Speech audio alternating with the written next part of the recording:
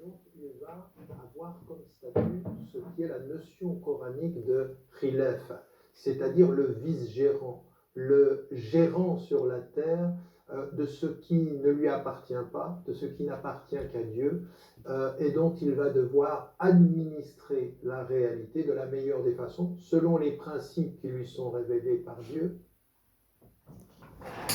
Voilà.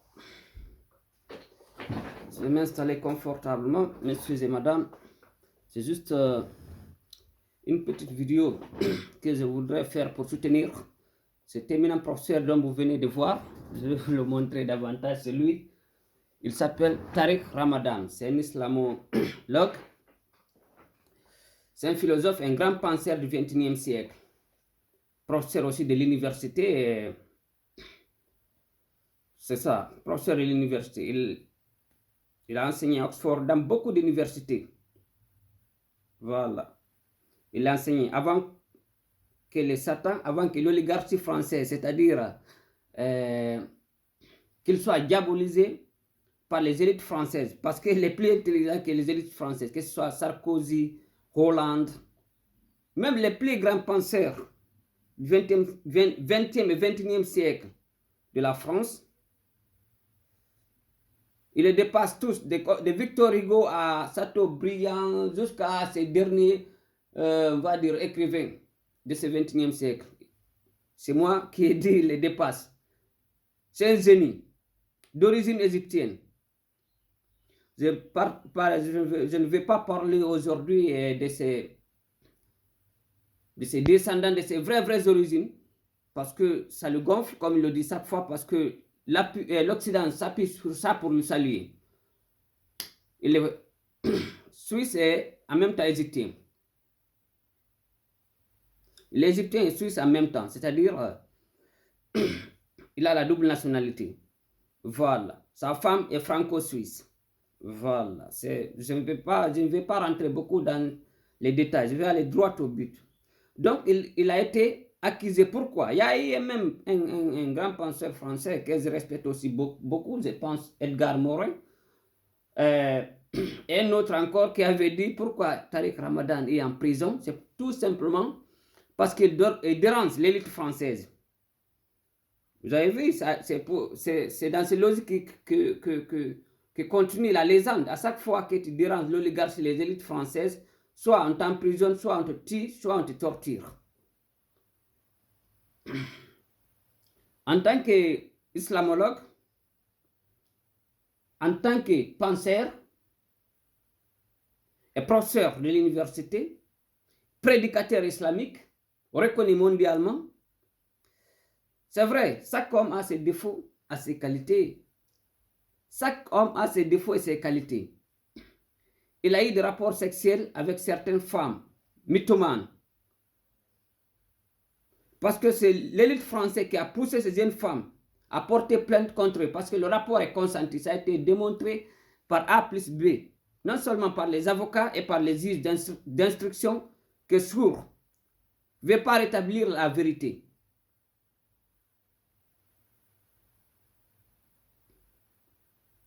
C'est vrai, il y a eu des rapports sexuels entre Madame Andiari, si j'ai bien prononcé, avec Tariq Ramadan. Maintenant, il y a beaucoup d'autres plaintes, que ce soit en Suisse ou bien en France là-bas, qu'il lui a déposé. Parce que l'État français, l'élite française avait dit qu'il faut déposer, on va le nuire, parce qu'il nous dérange. C'est ça la réalité. Mais c'est mal connaître la vérité. C'est mal connaître aussi Tariq Ramadan. Vous avez compris? À chaque fois qu'on l'invitait, que ce soit dans les grandes universités françaises, à la dernière minute, il y a un coup de téléphone qui sonne, il ne faut pas le recevoir, et le recteur est sonné de ne pas le recevoir parce qu'il risque de perdre sa poste. À chaque fois qu'il est invité, parce qu'il a, non seulement c'est un grand orateur, et il a beaucoup de l'audience concernant les jeunes, que ce soit jeunes musulmans, chrétiens ou autres. Beaucoup l'écoutent. Donc il y a des rapports consentis, c'est vrai. Mais ce n'est pas parce qu'il a fait l'adultère que tu ne peux pas le suivre. Chacun a le choix de suivre qui il veut. Moi, jusqu'à présent, je le soutiens. Je le soutiens. Parce que grâce à lui, à chaque fois que je le regarde sur un débat, ou bien il est en train d'exposer un débat, ou bien il est en train de faire, on va dire, de parler d'un sujet, ça me donne envie encore de lire et relire encore. Parce que vous savez, la lecture est nourriture de l'esprit. Pourquoi aujourd'hui il a atteint ce statut? Parce qu'il a accepté d'étudier. C'est ça qui me plaît à lui en fait, c'est ça qui me plaît. C'est un homme engagé, un philosophe aguerri, un homme vraiment qui a envie de savoir et savoir davantage. Je m'identifie à lui par rapport à ça. Donc il a été diabolisé par les intellectuels, non seulement européens, américains, les intellectuels occidentaux en général. Comme on le dit, c'est un intellectuel sophistiqué, c'est qu'on a inventé ça sur lui. Parce qu'à chaque fois qu'il y avait des débats, ils les fusillaient tous à travers ces mots qu'il disait. La parole, la bonne parole qui pressait, qui sortait de sa bouche. Donc il est diabolisé aujourd'hui par l'Occident. Donc, c'était pour moi lui rendre un vibrant hommage. C'était pour moi en tant que, je vais dire, disciple peut-être de Tariq Ramadan, parce que je me considère comme son, il est mon professeur, peut-être virtuel, parce que je n'ai jamais eu l'occasion d'abord de le rencontrer, mais je le suis à chaque fois. Et c'est intéressant.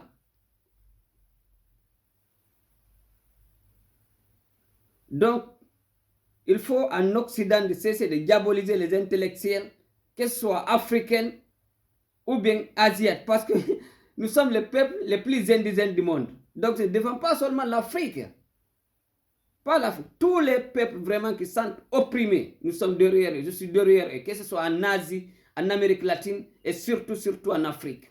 C'est ça la réalité. Dès que tu te lances avec Satan, c'est-à-dire sur les musiques que vous voyez là, le foot, le sport en général, ils vont te soutenir. Le cinéma, ils vont te soutenir.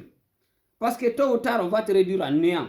Ils vont te ruiner, ils vont manger ton argent. Mais si tu acceptes d'étudier, que ce soit autodidacte, par exemple, moi je suis autodidacte, je me suis formé moi-même.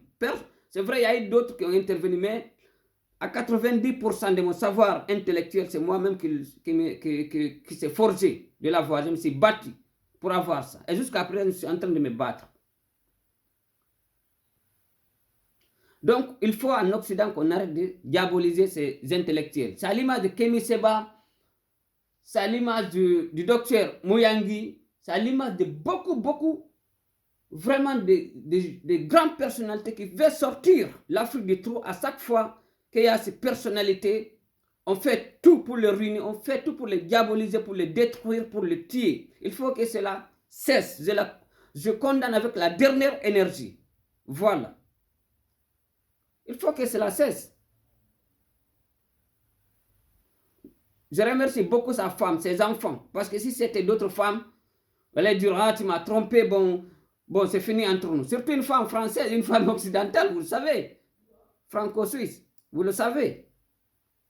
Si c'était en Afrique, on allait dire, on va régler ça à l'amiable comme ça, ou bien l'autre intellectuel va en profiter. Mais sa femme, c'est pas ça. Il a décidé d'aimer son mari, de l'accompagner jusqu'au bout, donc c'est ça qu'il a fait. Je le remercie au fond de mon cœur. C'est une grande âme, c'est une belle âme. C'est ça la réalité, c'est une belle âme. C'est une femme exemplaire aussi. Parce que c'est dans les moments difficiles que tu vas savoir les vrais amis. Donc il a montré à son époux, à son mari, qu'il est prêt pour lui pendant les moments difficiles. Pour ceux qui diront, ou bien pour ceux qui sont en train de, tous ceux qui sont en train de dire, bon, je n'ai pas prié derrière lui, il nous a trompé, il nous a fait ça. Ça, c'est votre affaire. Chacun est libre de croire qu'il veut.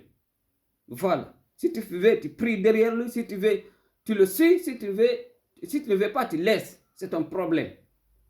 Voilà. Il est dans cet état aujourd'hui parce que il a montré par A plus B le mensonge, les tyrans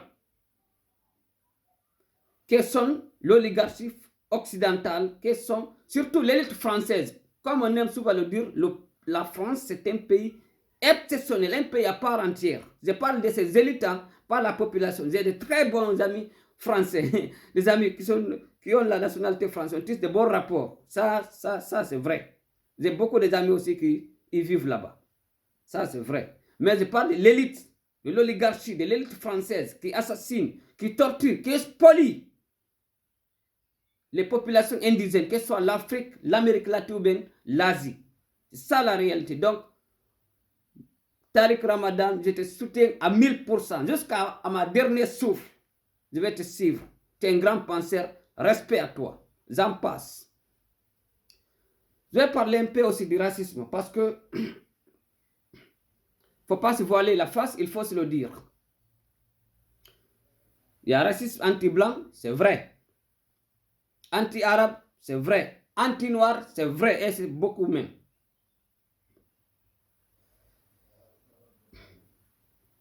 Une fois, j'étais dans une ville ici à Duisbourg, je demandais, je ne savais pas que c'est un nazi, de me céder le passage. Il était avec des enfants. Il a dit non, non, souvent africain. Je voulais riposter sur le coup. En le parlant français ou bien anglais, parce que je ne voulais même pas lui répondre en allemand. Tellement que ça m'a touché. Mais heureusement, j'ai gardé mon sang-froid. J'ai gardé mon sang-froid. Il y avait quelqu'un, peut-être son ami ou je ne sais pas, en tout cas, il était ensemble. Dès qu'on a fini de monter les ascenseurs, lui, il s'est retourné en me disant, il ne faut pas l'écouter. Il est débordé comme ça, il a des problèmes. Lui aussi, je ne l'ai pas répondu. J'ai fait comme si je n'ai pas entendu, parce qu'il ne m'a pas agressé. Il m'a agressé peut-être verbalement, c'est vrai, mais pas physiquement. Si c'était physique, j'allais répondre coup sur coup. Mais vous savez, des fois, il faut maîtriser tes nerfs. Parce que l'homme n'est jamais faible quand il est énervé. Des ripostes des fois, mais ce jour-là, je ne sais pas qu'est-ce qui m'a pris. Je n'ai pas eu le temps, peut-être le courage de lui répondre. Et c'était... Après, j'ai réalisé, j'ai dit oui, c'est la première fois qu'il m'arrive, c'est pas la peine. C'est un con. Peut-être c'est un pénal même, je ne sais pas. Un pénal, c'est les gens, c'est les clochards d'ici. Parce que des fois, je peux te voir, tu me regardes de mauvais yeux, je peux crasser, j'en passe. Mais ce jour-là, je n'ai pas pu. Donc, c'était une petite anecdote, j'en passe. Je vais parler du racisme. Anti-noir ou bien anti-arabe. Même anti-blanc, mais surtout anti-noir, nous, les Africains. Parce que nous sommes les premiers touchés. Vous avez vu ça? Ça, c'est les papiers de toilette. Quelqu'un qui va te dire sale noir, sale nègre, sale con. Tu es sale comme ça, comme ça, comme ça. Bon Dieu. Toi, qui me dis sale noir, sale nègre, tu pars à la douche pour faire des caca, pour laisser tes décès là-bas. Après avoir fini de se soulager, c'est ça que tu utilises pour laver tes fesses. On dirait qu'il n'y a pas l'eau. C'est marrant, mais c'est ça la réalité. Après, tu me dis que je suis sale noir ou bien sale nègre, l'autre est sale. C'est toi d'abord qui es sale. Regarde, l'eau est là-bas. Tu peux utiliser le papier, c'est d'accord. Mais après, il faut utiliser l'eau pour laver tes fesses. Ou bien tu utilises l'eau. D'abord, après, enfin, tu utilises ça. Mais tu ne peux pas utiliser ça. Tu pars faire des caca. Faire des caca. Après, tu utilises ça. Tu viens s'asseoir, tu dis que toi, tu es propre. C'est pour se foutre déjà. La deuxième chose, tu pars pisser. Ce qu'on appelle couramment faire pipi. Avec ça, c'est ça qu'ils utilisent. C'est ça qu'ils utilisent. Les blancs que vous voyez. Ce n'est pas tous les blancs, hein, parce que ce n'est pas tous les Africains ou bien tous les Noirs qui sont mes amis. Ce n'est pas aussi tous les blancs qui sont mes ennemis. Je parle de racisme. D'ailleurs, pour moi, ça n'existe pas parce qu'il y a une seule race. Des gens haineux. Des gens qui sont haineux. Qui ont la haine. Tu pars faire pipi ou bien tu pars pisser. Tu utilises ça encore. Tu n'utilises même pas l'eau. Après, tu dis que toi, tu es propre. C'est absurde. C'est dégueulasse. C'est l'intimidation, c'est la domination qu'ils tentent toujours à nous imposer.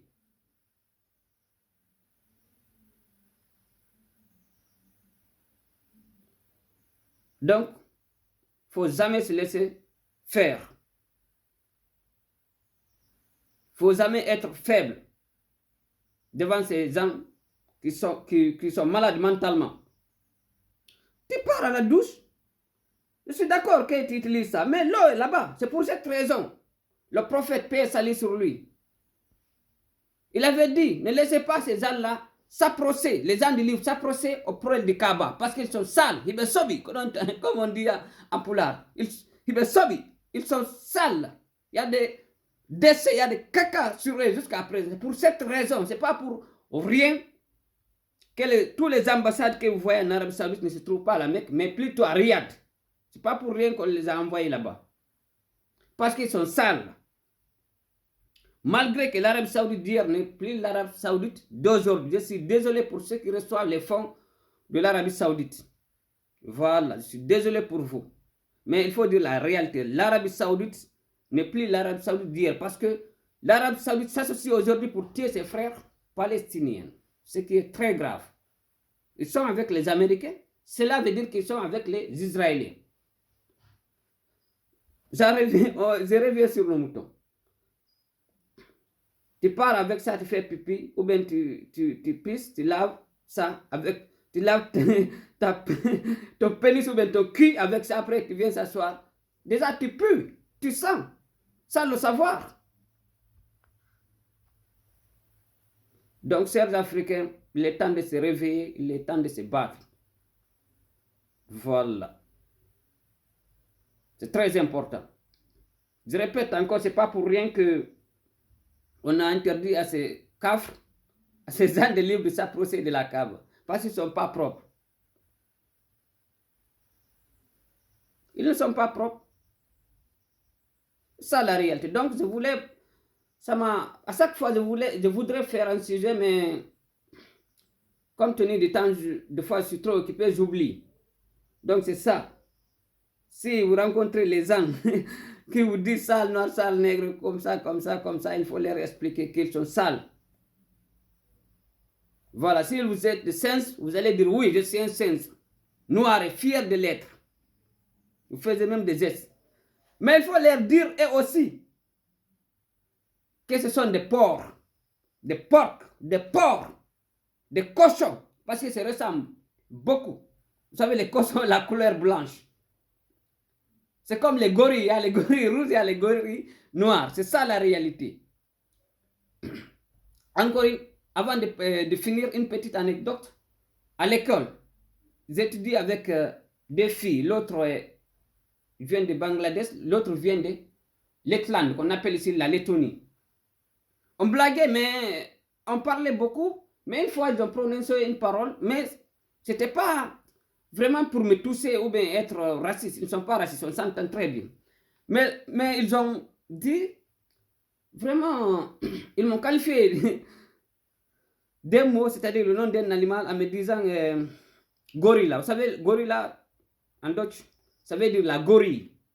Je leur dis oui, ça m'a touché, mais ce n'était pas l'intention de me blesser. On blague parce que des fois, on se dit tu es crocodile, l'autre dit que tu es poule. Mais lorsqu'ils m'ont dit ça, ça m'a blessé, ça m'a rappelé beaucoup de choses. Parce qu'à chaque fois, les footballeurs ou bien d'autres acteurs, d'autres grandes personnalités du monde noir, c'est de ça qu'on les qualifie. Mais pour leur montrer que je ne suis pas fâché parce qu'ils n'avaient pas l'intention de me blesser, j'ai dit oui, je suis noir, la gorille noire. Et toi, tu es la gorille blanche. Ça qu'on appelle en Dutch, rot gorilla. Depuis ce jour, il ne m'a pas prononcé ça, sauf si c'est moi qui l'appelle comme ça. Vous avez vu? Il y a une manière aussi de répondre. Ce qu'elle m'a dit, ça m'a touché. Mais ce n'était pas l'intention de me blesser. Ce n'était pas leur intention de me blesser. On s'entend très bien. Ils ne sont pas racistes. Nous sommes tous des indigènes.